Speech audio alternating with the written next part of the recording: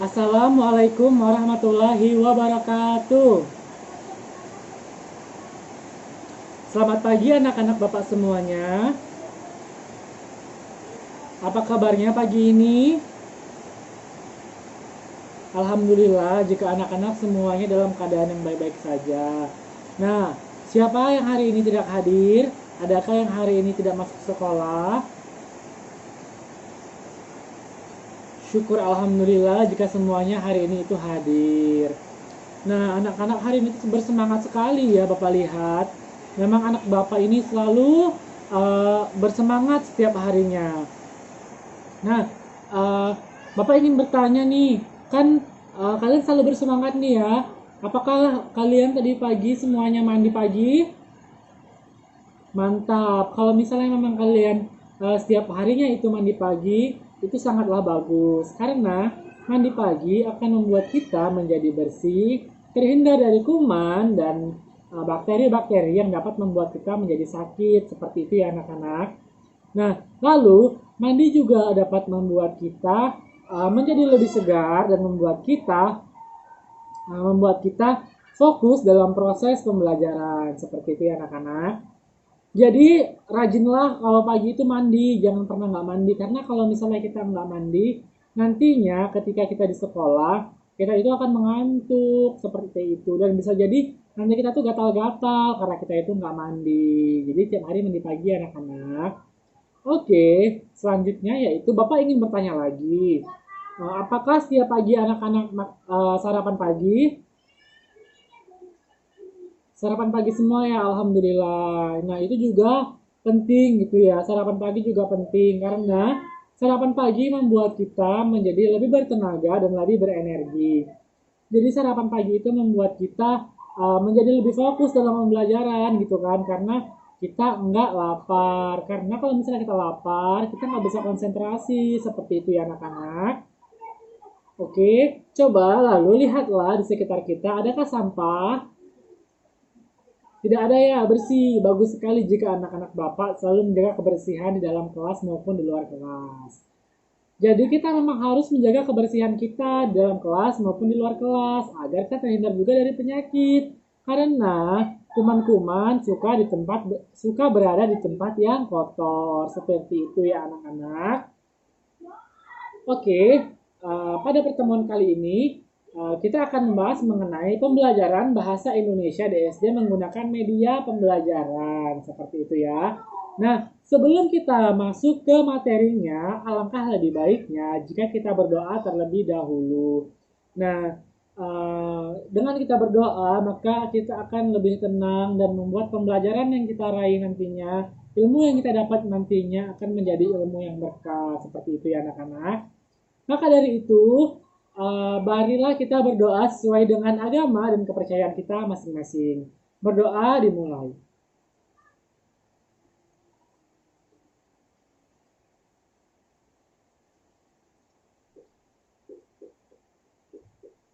Berdoa selesai. Nah, kali ini kan kita akan mempelajari tentang pembelajaran bahasa Indonesia di SD menggunakan media pembelajaran. Nah, Bapak mau tanya nih, ada yang tahu nggak apa itu media? Ada yang tahu apa itu media pembelajaran? Nggak ada yang tahu ya? Nah, ini Bapak beritahu ya. Media pembelajaran adalah bahan, alat, maupun teknik yang digunakan dalam kegiatan proses belajar mengajar dengan maksud agar proses interaksi komunikasi edukatif antara guru dan peserta didik dapat berlangsung secara efektif dan efisien dengan tujuan pembelajaran yang akan dirancang menjadi tercapai seperti itu. Nah, misalnya seperti ini nih. Hari ini kita akan belajar mengenai struktur bunga, misalnya seperti itu. Tapi kita hanya mengucapkan saja gitu kan. Bagian ini namanya itu kelopak, bagian ini itu yang namanya tangkai bunga, bagian ini namanya sari bunga seperti itu. Nah, pembelajaran yang seperti itu akan menyulitkan siswa gitu. Jadi anak-anak apa tahu jika Bapak hanya bilang ini bagian kelopak bunga tanpa Bapak memberitahu menggunakan gambar, misalnya seperti itu ya. Apakah anak-anak tahu? Enggak kan? Anak-anak nggak tahu kan? Nah, justru itulah makanya harus ada media pembelajaran karena dengan adanya media pembelajaran, proses belajar mengajar itu menjadi lebih mudah seperti itu. Proses belajar mengajar lebih mudah, apa yang ingin disampaikan dapat tersampaikan dengan baik. Terus tujuan pembelajarannya juga akan tercapai dengan baik seperti itu. Jadi pembelajarannya itu tidak ngambang. Jadi anak-anak itu tidak perlu memikirkan yang mana sih sebenarnya yang namanya kelopak bunga, yang mana sih yang namanya sebenarnya sari bunga, seperti itu ya anak-anak. Maka justru ada maka justru perlu adanya media pembelajaran seperti itu. Contoh lain ketika sedang belajar mengenai uh, struktur tubuh ataupun belajar mengenai uh, bagian-bagian tubuh, kita juga kita bisa melihat badan kita. Nah, badan kita ini juga termasuk ke dalam media pembelajaran jika kita ingin menggunakannya. Bisa kita bilang ini itu bagian kepala, ini itu bagian tangan, seperti itu ya anak-anak. Media pembelajaran ini bukan hanya berupa gambar atau diri sendiri, tetapi media pembelajaran ini banyak. Ada media pembelajaran menggunakan suara atau audio. Habis itu ada visual audio atau menggunakan video. Jadi misalnya nih kita ingin pembelajaran drama seperti itu ya. Kita ingin pembelajaran drama, tetapi kita tidak tahu seperti apa karakternya gitu kan. Jika hanya menggunakan teks, kita sedikit agak bingung seperti itu. Maka jika kita melihat drama tersebut menggunakan video atau biasanya itu disebut visual audio karena dia menampilkan sebuah video yang bergerak dengan suara. Nah, seperti itu. Maka pembelajaran dari situ itu akan lebih mudah seperti itu. Karena kita bisa melihat, kita bisa mendengar, kita bisa melihat bagaimana ekspresinya, gayanya, dan intonasi suaranya. Seperti itu ya anak-anak. Maka perlulah media pembelajaran di dalam proses pembelajaran. Oke, selanjutnya di sini ada beberapa fungsi media pembelajaran. Yang pertama yaitu menarik perhatian siswa. Terkadang siswa ini dia kurang tertarik jika proses pembelajaran ini tidak menggunakan media. Misalnya seperti pembelajaran puisi seperti itu kan. Puisi tapi kita itu tidak ada medianya kan. Jadi kita nggak tahu seperti apa nanti nada yang bahasa harusnya dalam puisi seperti itu kan. Jika guru ingin mempraktekkan, alhamdulillah seperti itu kan, guru mempraktekkan kita bisa mencontoh. Tetapi jika guru berhalangan hadir, dia hanya memberikan tugas, maka anak-anak tidak akan mengerti seperti apa sih sebenarnya puisi itu dibacakan. Nah gitu kan, maka perlu adanya suatu media gitu kan agar proses pembelajaran itu menjadi lebih efektif gitu kan dan menarik perhatian siswa. Nah, biasanya media pembelajaran ini juga itu bersifatnya kreatif seperti itu. Misalnya pembelajaran struktur puisi apa-apa saja ataupun misalnya pembelajaran mengenai nama-nama malaikat misalnya gitu kan. Kalau misalnya kita tidak pakai media pembelajaran, mungkin kita kurang menarik hanya menyebutkan siapa sih malaikat Jibril, Mikail gitu kan. Tetapi jika kita menggunakan media pembelajaran, itu nantinya akan lebih menarik perhatian siswa. Kita bisa membuat dari kardus bekas, lalu itu akan ditempelkan dengan kertas karton atau kertas origami yang berwarna-warni. Lalu di atasnya kita tuliskan nama-nama malaikatnya seperti itu sampai 10. Jadi nanti proses pembelajarannya itu lebih menarik seperti itu ya anak-anak. Nah, apakah fungsi media pembelajaran yang dapat menarik perhatian siswa ini anak-anak sudah paham? Sudah paham semuanya? Nah, jika sudah paham, maka kita akan lanjut. Yang kedua yaitu memperjelas penyampaian pesan. Nah, biasanya jika dalam proses pembelajaran itu pesan yang disampaikan itu kurang jelas tanpa ada media seperti itu. Misalnya pembelajaran uh, pembelajaran tentang IPA seperti itu kan. Nantinya tuh pesan yang akan disampaikan itu mengenai tentang bagian sendi-sendi seperti itu ya kan. Tetapi karena tidak ada medianya, anak-anak itu nggak tahu bagian mana sih sendi seperti itu kan. Jadi penyampaian pesannya itu kurang efektif gitu kan. Jadi anak-anak itu bingung yang ada. Jadi makanya dibuat media untuk memperjelas penyampaian pesan. Jadi misalnya nanti menggunakan media gambar, maka nanti akan ditunjukkan ini tuh yang namanya sendi apa gitu ya anak-anak. Nah sampai di sini anak-anak sudah paham? Oke, jika anak-anak sudah paham, maka kita akan yang ketiga, lanjut ke yang ketiga. Nah, yang ketiga ini yaitu mengatasi keterbatasan ruang, waktu, dan biaya. Nah, ketika menjelaskan tentang misalnya hewan-hewan karnivora nih, tidak mungkin kita membawa singa yang ke dalam kelas seperti itu kan. Tidak mungkin kita membawa harimau ke dalam kelas. Tidak mungkin kita membawa ular ke dalam kelas seperti itu. Nah, makanya fungsi dari media pembelajaran ini yaitu mengatasi keterbatasan ruang, waktu, dan biaya. Jadi kita nggak perlu membawa binatang-binatang itu ke dalam kelas kita. Hanya cukup memberikan gambar ataupun video-video yang menunjukkan gambar yang akan dijelaskan seperti itu. Jika memang nantinya akan ada area wisata, itu bisa membawa anak-anak ke kebun binatang jika materinya mengenai binatang seperti itu. Maka fungsi media pembelajaran itu banyak sekali ya anak-anak. Nah, sampai di sini apakah anak-anak sudah paham? Sudah paham semua ya? Nah, yang keempat yaitu adalah menghindari kesalahan tafsir. Biasanya, jika seseorang itu tidak menggunakan media pembelajaran, maka bisa jadi apa yang ingin disampaikan itu bisa jadi salah, seperti itu.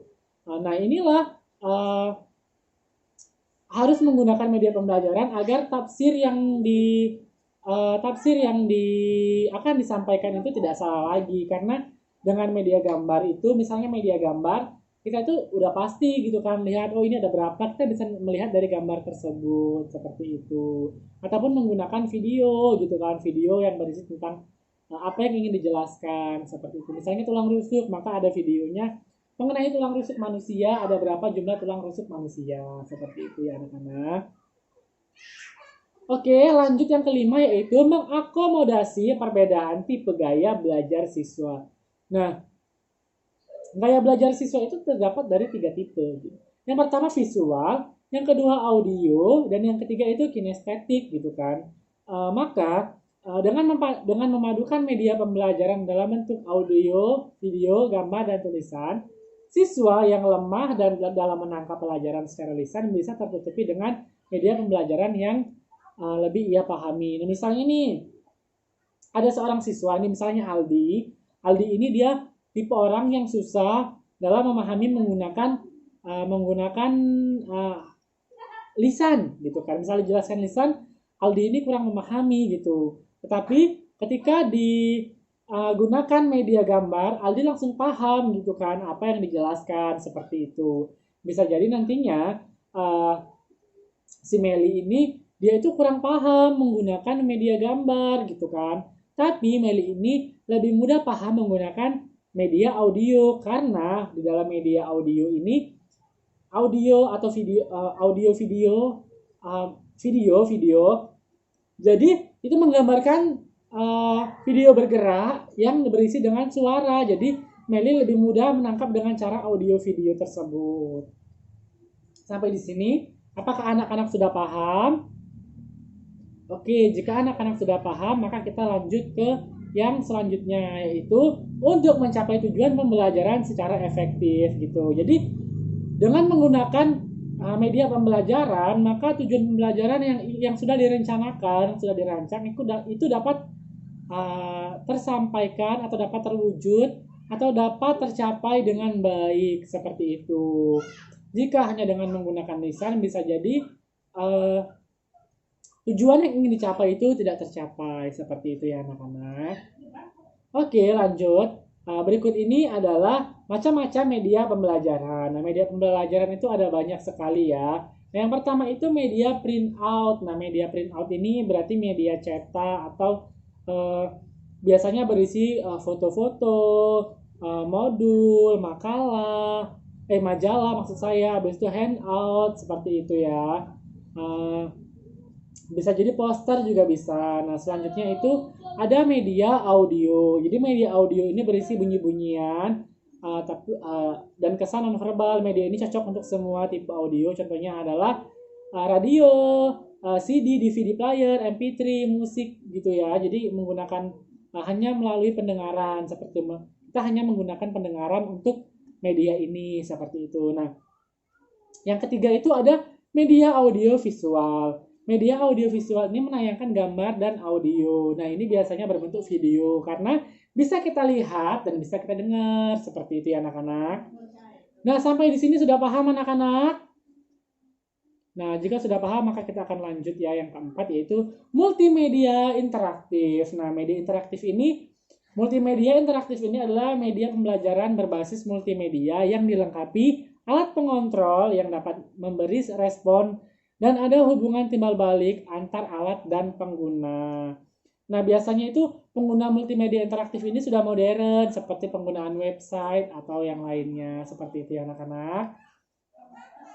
Yang kelima yaitu e-learning. E-learning ini merupakan media pembelajaran berbasis elektronik yang memanfaatkan komputer atau laptop yang terhubung dengan jaringan komputer atau jaringan internet. Misalnya kita itu pembelajaran menggunakan media ini nanti kita misalnya materi ini kita searching, kita cari di internet seperti itu ya anak-anak.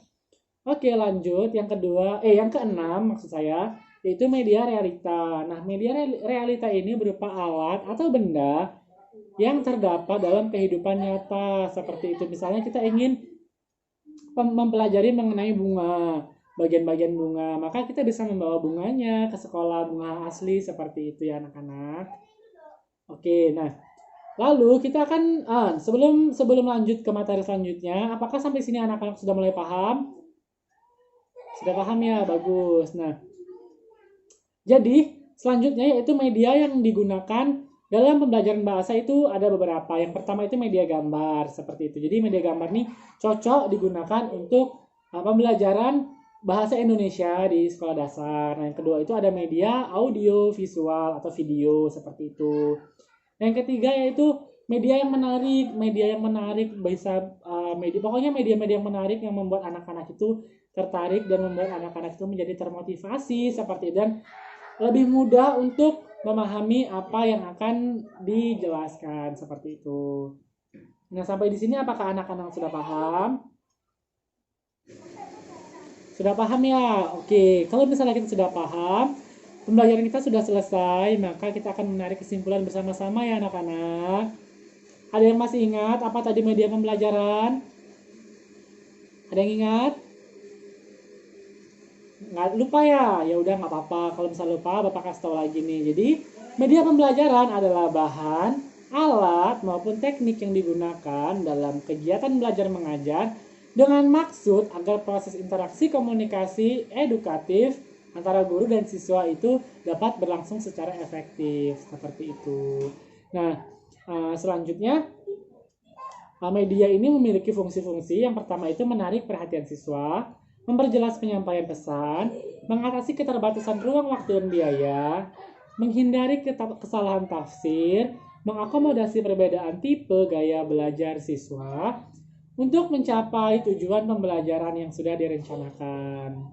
Nah, lalu ada macam-macam jenis media. Yang pertama yaitu media cetak atau print out, yang kedua ada media audio, yang ketiga ada media audio visual, yang keempat ada multimedia interaktif, yang kelima ada e-learning, dan yang keenam ada media realita. Nah, untuk pembelajaran bahasa Indonesia ada 3 media yang bisa digunakan, yaitu media gambar, media audio visual atau media video, dan media-media yang menarik lainnya. Nah, demikianlah pertemuan kita pada hari ini. Teruslah belajar dan jangan pernah lelah untuk belajar, karena belajar akan membawa kita menjadi orang yang sukses. Uh, dan jangan lupa untuk selalu membaca buku, karena buku adalah ilmu. Buku itu lautan ilmu. Dan jangan lupa mengulang kembali materi yang sudah saya berikan hari ini. Nah, tetap berbakti kepada kedua orang tua dan jangan lupa untuk selalu mendengarkan semua nasihat dari orang-orang terdekat kita, dari orang tua khususnya ataupun dari guru, seperti itu ya.